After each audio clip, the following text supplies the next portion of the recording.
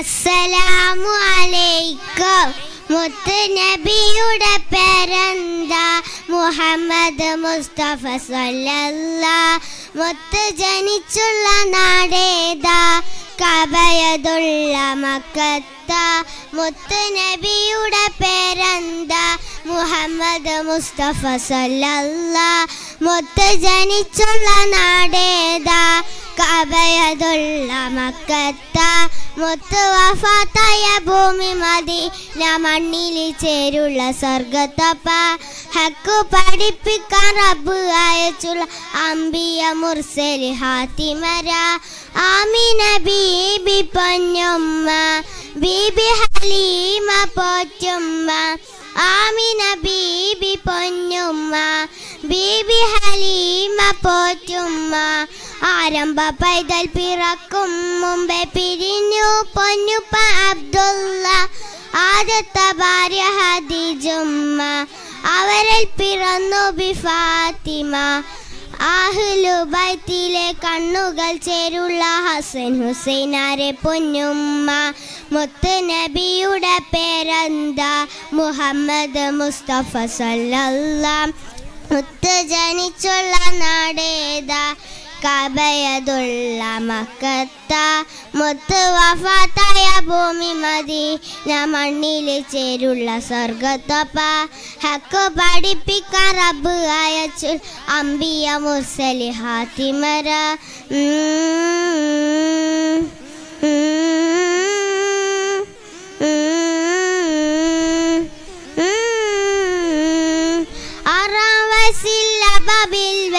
പൊന്നുമ്മ ആമിന ബീബി പിരിഞ്ഞു.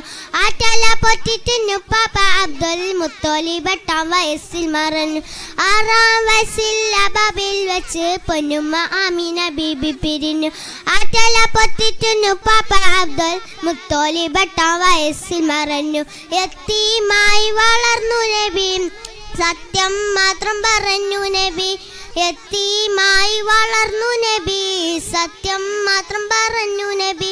ഹക്ക് തൊടാത്തൊരു കാലത്ത് സത്യം പറഞ്ഞപ്പോൾ മക്കമോ സ്നേഹത്തോടെ വിളിച്ചു അൽ അമീൻ, അൽ അമീൻ.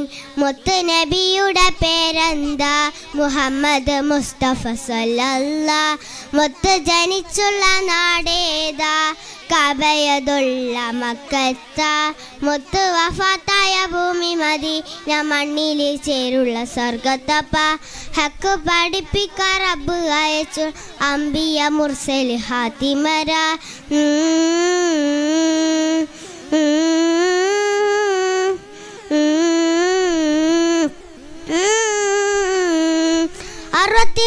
വയസ്സുകാലം മണ്ണിൽ ജീവിച്ചു മുത്ത് നബി.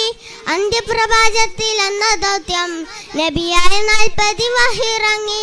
53 വയസ്സിലെന്ന് പുണ്യ മദീനത്ത് ഹിജ്റ പോയി.